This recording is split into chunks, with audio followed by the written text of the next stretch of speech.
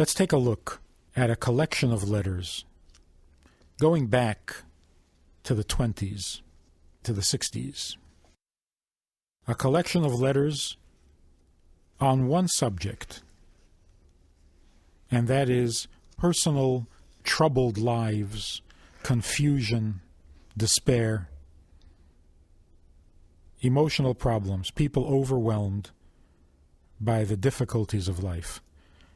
And let's see how the Rebbe guides the perplexed. When we open the book on the Rebbe's letters and start to read through them, notice a few things. Notice, first of all, where the letter to which the Rebbe is responding, where these letters came from. Notice also, of course, the names are not included in the printed editions.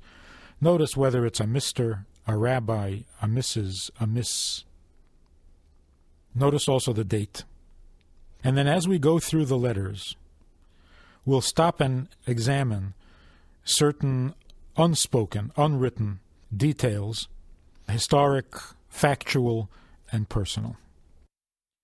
Let's begin with a letter dated 57/12, 1952. And this is to Mr. So-and-so from Manchester, England. The Rebbe writes as follows: I duly received your letter, but this is the first opportunity I've had to answer it. Should you have any further news in the meantime, you'll no doubt let me know.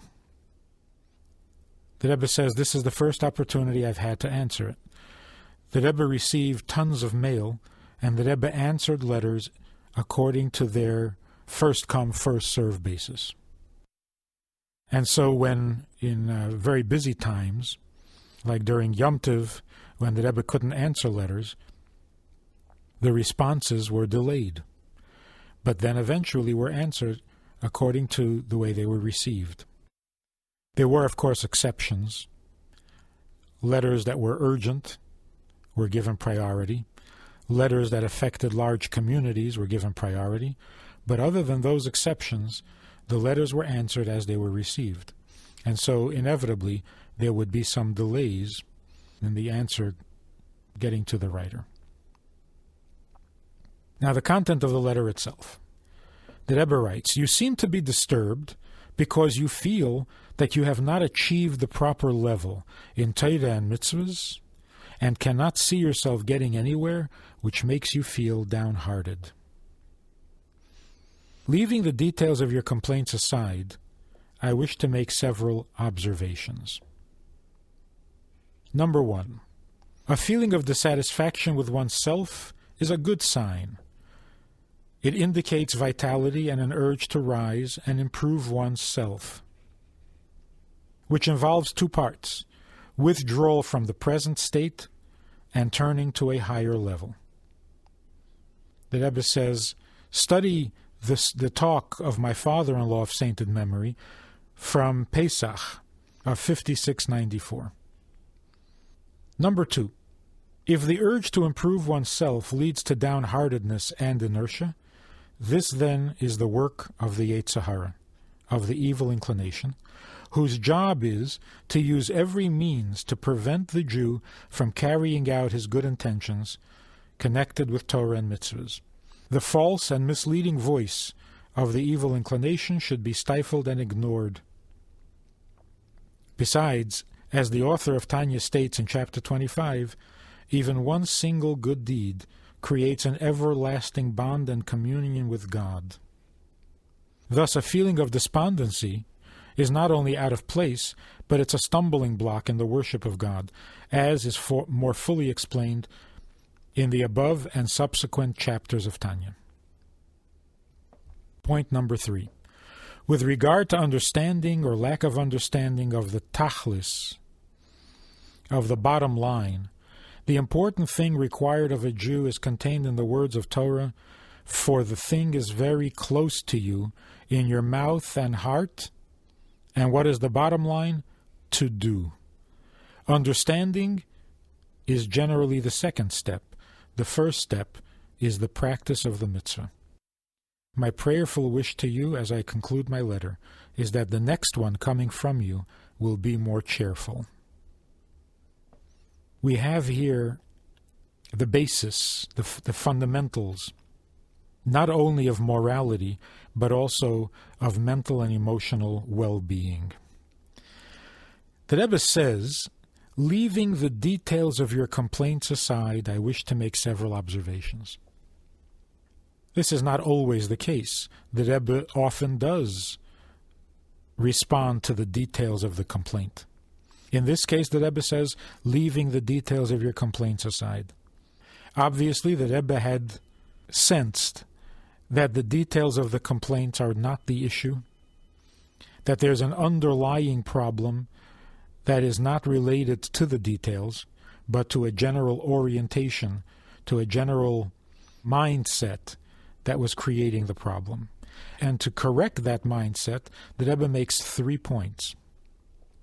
Point number 1, it's not terrible to feel that you're getting nowhere.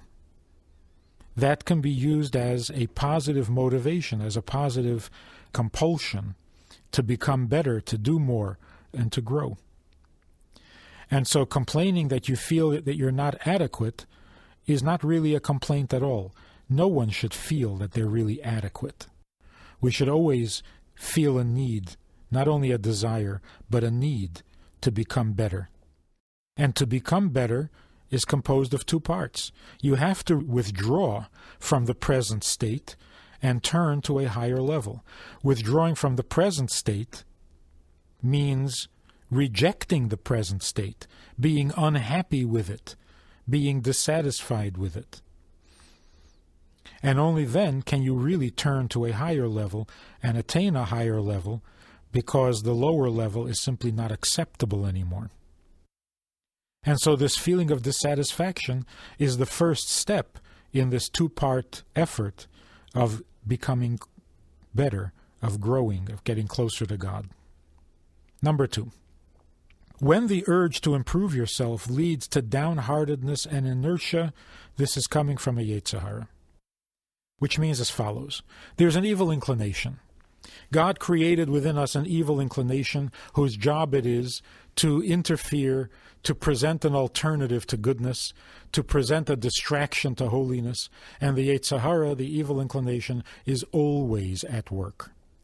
But when does the evil inclination have its greatest opportunity to do its job? Obviously, when a person is in a transition, when a person needs to make decisions and choices, when there's a crossroad. Now, the crossroad is there in order to lead a person to a higher level. But this is also an opportunity for the Yetzer Hara to interfere with growth and progress. The Rebbe once used the analogy, when a person is climbing a ladder and he's getting higher, he's getting closer to his goal, yet every time he raises his foot to go from the lower rung to the higher rung, he finds himself standing on one foot for a moment, which can be very disheartening, very discouraging, frightening. The person at that moment can feel that he's losing ground, that he has become less secure, that he is not sure of where he stands, which is true. He's not sure where he stands because he rejected the lower rung in favor of the higher one. Here, the Yetzer Hara has a great opportunity to come along and say, what are you doing? You're endangering your life. You're making things worse. Stay where you are. Stay secure on the rung which you've already achieved, and don't risk going up to the higher level. And so the Yetzer Hara takes advantage of the feeling of dissatisfaction, even while the feeling of dissatisfaction is a holy and good thing. And therefore, the Rebbe's advice is, what do you do to the Yetzer Hara? You stifle and ignore. Particularly, the Rebbe says, when the Yetzer Hara says you've achieved nothing, which is obviously not true, because even one good deed is an eternal bond with God, an everlasting bond. How can that be nothing? And so the Yetzer Hara is obviously misrepresenting.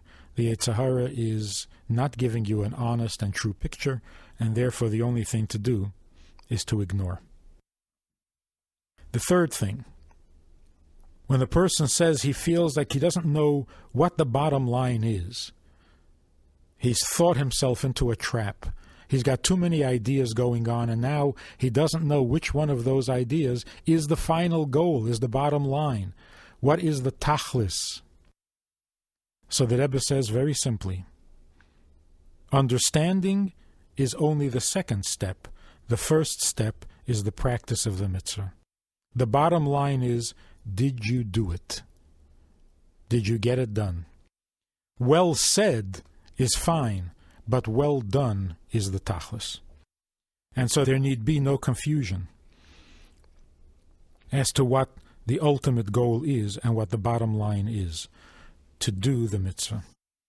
And then the Rebbe becomes a little more personal and says, next time you send me a letter, I hope it will be more cheerful. The Rebbe gets right down to business. I've suggested, I've explained, I've encouraged, but now, bottom line, tachlis, I expect the next letter to be more cheerful. We're not just talking. As the Rebbe says, idle talk simply means words that were not effective. If you talk and nothing comes of it, that's called idle talk. The Rebbe wants results, the Rebbe wants tachlis, and ends the letter by saying, the next letter should be more cheerful.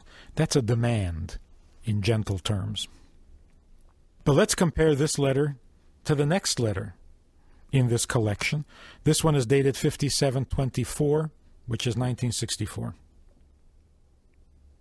And this is to Mr. So-and-so, New York, New York. Here the Rebbe writes as follows.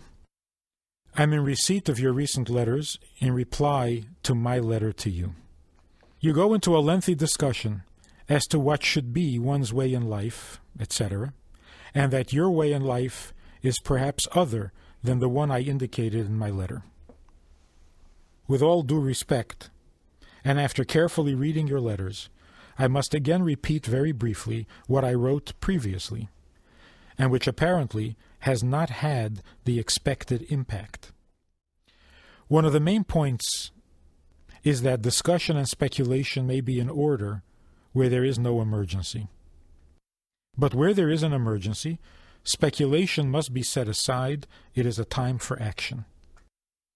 Another important point for you to bear in mind is that when it comes to a choice between speculation and action, there is no doubt as to where the real accomplishment lies. Your own experience is proof of this.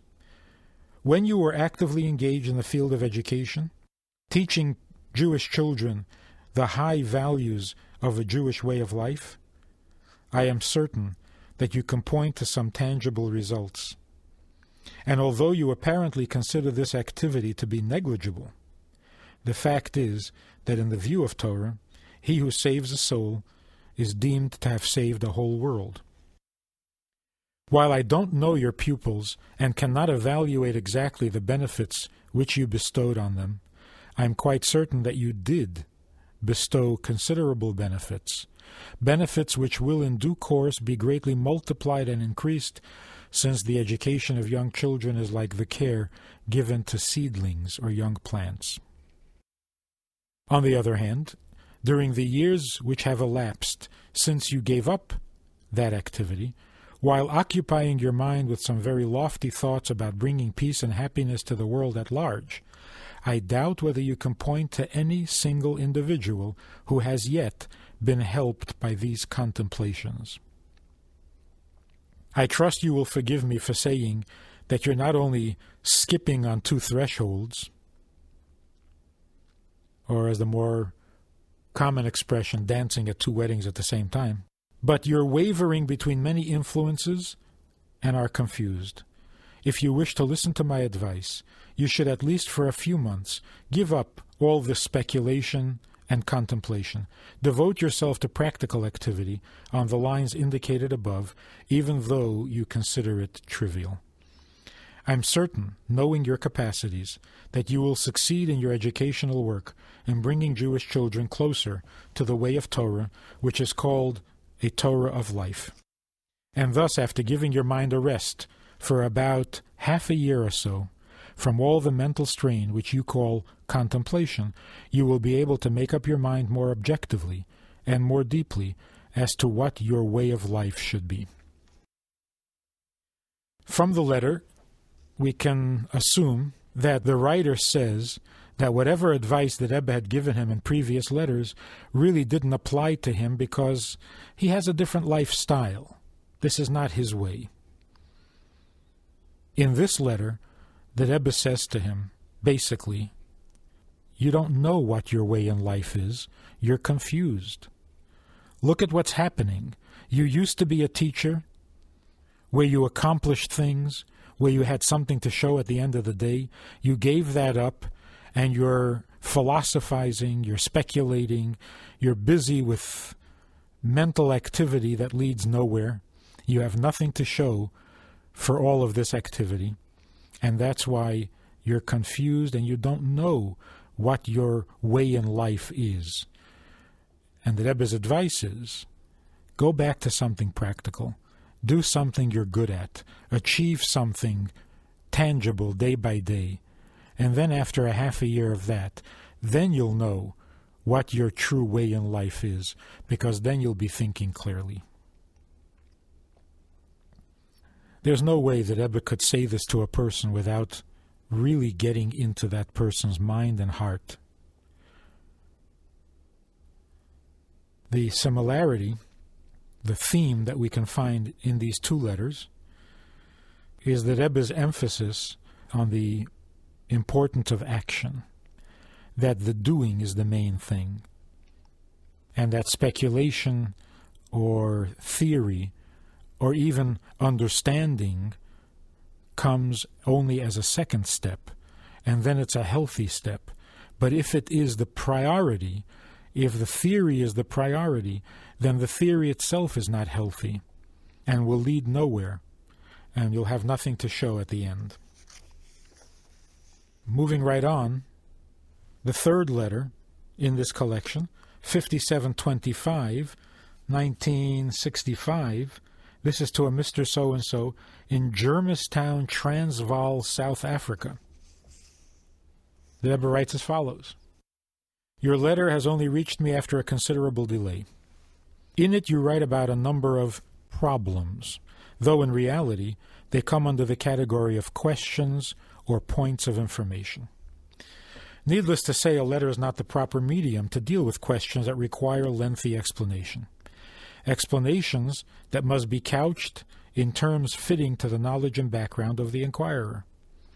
In any case, there's no need to depend on correspondence, inasmuch as you undoubtedly have personal access to rabbis in your vicinity who can explain the answers to these questions orally, and if you wish to pursue these matters further, they can indicate to you the proper sources and written material. Perhaps you use the term problem because you are perplexed as to, in your words, how to go on. In that case, there is one general answer that applies to all similar situations.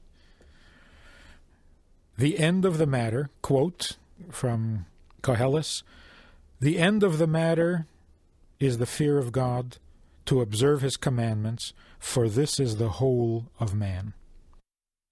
There's one way for a Jew to go on, to live his daily life in full accord with Torah and mitzvahs as formulated in detail in the Code of Jewish Law. To do so with a wholehearted and perfect faith in the one God, the Creator and Master of the world, and in this way everyone can attain his soul's fulfillment. The above is also the answer to your question. What is it all about? In the above-mentioned verse, the wisest of all men, King Solomon, has answered it. Our sages of blessed memory elaborated on it, and in the Mishnah they express it simply. I was created for the purpose of serving my Maker. In another place they declare, God desired to have an abode among the nether creatures in the lower world, which is this material world, rather than in heaven. This is fulfilled through our study of the Torah and the fulfillment of the mitzvahs. This is how we serve our Maker and fulfill our purpose in life. In light of the above, you will also find an answer to your question as to how to control thoughts and what thoughts to admit. The guidelines are provided by the Shulchan Aruch, the Code of Jewish Law, which also teaches us how to control thoughts. All thoughts that are in harmony with the above-mentioned purpose, encouraging and stimulating the attainment of that purpose, those thoughts are welcome. All others should be regarded as a test of one's love and devotion. They are inspired by the evil inclination whose purpose is to tempt and distract from the true purpose. It is up to the individual, and within his power, to oppose and overcome the evil inclination. I trust you observe the 3 daily shiurim, study of 3 daily portions of the Chumash, of the Tehillim, and of the Tanya, and may God grant that you will have good news to report. In considering this letter, we find a number of things. Number 1, the Rebbe says a letter is not the appropriate medium to deal with philosophical questions, particularly since they have to be couched in terms that are fitting to the knowledge and background of the inquirer. The Rebbe is saying, I'm not sure what your knowledge and background is, and therefore it would be difficult to give you the proper answer. So when there is a lack of soul connection, so to speak, then the Rebbe has to take a more general approach. Second thing we find is that the Rebbe doesn't set himself up as the only source, the exclusive source of information and inspiration. He encourages taking advantage of the resources available in every community, the rabbis, the teachers, with whom you can study one-on-one. Then the Rebbe says, concerning the problem itself, the question of how to go on, the Rebbe's answer is, quoting from Koheles, the end of the matter is the fear of God, to observe His commandments. This is what man is all about. In other words, the Rebbe is saying to him, the problem you have of not knowing how to go on is because you don't see the goal. You don't see the bottom line. You don't see where you need to end up. And so you're confused about how to get there since you don't know where it is you're going. The simple solution to that is be clear about where you're going. Where are we going? To serve God, to observe His commandments, but because this is the whole purpose of man. By doing so, we fulfill the purpose for which our soul came into this world. And fulfilling the soul can certainly give a feeling of satisfaction and of peace of mind, even if other needs are not fulfilled. And so when the person, the writer, asks, what is it all about? The Rebbe says, it's all about serving God. I was created to serve my Maker. How do we serve our Maker? The Rebbe has another quote. God desired an abode, a dwelling, a home, in the lower world. And in order to create that home for God in the lower world, we practice and fulfill the Torah's instructions by doing the mitzvahs. So we are here to serve God. How do we serve God? By making this world a home for Him. How do we make the world a home for Him? By doing mitzvahs. Then the Rebbe says, concerning your question of how to control thoughts, this follows right along with the theme. How do you control your thoughts? Well, first you have to distinguish. You have to be able to identify an acceptable thought from a non-acceptable, a desirable thought from an undesirable. Well, what makes one thought desirable and another undesirable? Once you have your goal, once you know where you need to go, you know where you need to be, then you choose those thoughts that help you get there, and you reject those thoughts that don't help. So once you're clear about your goal, once you know why you exist, then it is easy to recognize the thoughts that are inappropriate and undesirable. All the other thoughts are simply tests due to the Yetzer Hara that presents a challenge in serving God so that the service is more real, deeper, more personal, more true. We'll notice that the Rebbe's letters are permeated with two major general beliefs. One is the belief in divine providence, and the other is the belief in the capacity of the writer. Divine providence means that everything that happens to a person happens for a positive reason. Everything leads upwards. Every event, every experience, every problem is meant to move us upwards, forward in the purpose of creation. Divine providence never fails. There are no exceptions. The world moves only in one direction, and that is the direction in which God wants it to go. And so every event should be seen in that light, never as a detour, never as an interruption of God's plan. That's because God's divine providence is perfect, because God is great, because God is omnipotent, and nothing can go wrong in his plan. That's one part of the Rebbe's faith. The other part of the Rebbe's faith is, as the Rebbe says in this letter, surely you are capable of overcoming your Yetzer Hara. There's a trust, there's a belief, there's a respect that the Rebbe has for the writer, that they have the ability, they have the capacity, they have what they need to accomplish and to succeed in any challenge that God puts to them. In some cases, the Rebbe actually says, and we'll see this in future letters and further in the letters further on, the Rebbe says, if God gives you that difficult a challenge, you should take it as a great compliment, because God challenges only those who God is confident are capable of rising to the challenge and of passing the test and of accomplishing great things.